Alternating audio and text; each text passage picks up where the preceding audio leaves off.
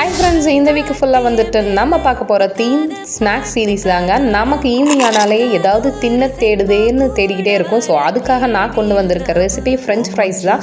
மறக்காமல் இந்த ரெசிபிக்கும் சேனலை சப்ஸ்கிரைப் பண்ணிக்கோங்க. இந்த வீக் ஃபுல்லாக ஸ்நாக்ஸ் ரெசிபி, அதுவும் டேஸ்ட்டே எம்மி ஸ்நாக்ஸ் ரெசிபி வரப்போகுது.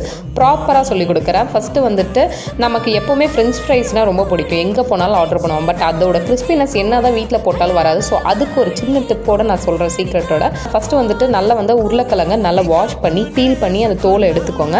எடுத்துட்டு நான் காமிச்சிருக்க மாதிரி அழகாக ஷேப்பாக கட் பண்ணி வச்சுக்கோங்க. கட் பண்ணிட்டு தண்ணியில் நல்லா போட்டு அதோட மேலே இருக்க ஸ்டார்ச், அதாவது ஒரு மாவு மாதிரி வருது இல்லையா, அதை நல்லா கழுவிக்கணும். கழுவிட்டு என்ன பண்ணணும், ஒரு 10 நிமிஷம் சுடு தண்ணியில் போட்டு ஒன்று வேக வச்சுக்கலாம், இல்லைனா ஊற வச்சுக்கலாம். ஃபில்டர் பண்ணி எடுத்துக்கணும். அதுக்கப்புறம் ஒரு காட்டன் துணி இல்லை டிஷ்யூ பேப்பர் வச்சு நல்லா மேலே இருக்க தண்ணியை ஃபுல்லாக எடுத்துடணும். அதாவது இப்படி ஒத்தி எடுத்துடணும்.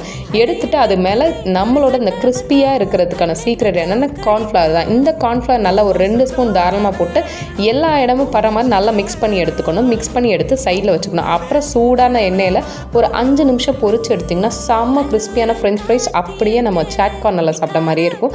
கண்டிப்பாக ட்ரை பண்ணி பாருங்கள். இதுக்கு நான் சாஸுக்கு டொமேட்டோ சாஸும் மைனஸும் கலந்து இது ஒரு சாஸ் ரெடி பண்ணியிருந்தேன். சூப்பராக இருந்துச்சுங்க டிப்பு. கண்டிப்பாக ட்ரை பண்ணி பாருங்கள். அப்புறம் என்னங்க, வழக்கம் போகல இந்த வீடியோக்கு பாய் சொல்லிக்கிறேன். நெக்ஸ்ட் வீடியோவில் ஹாய் சொல்லிக்கிறேன்.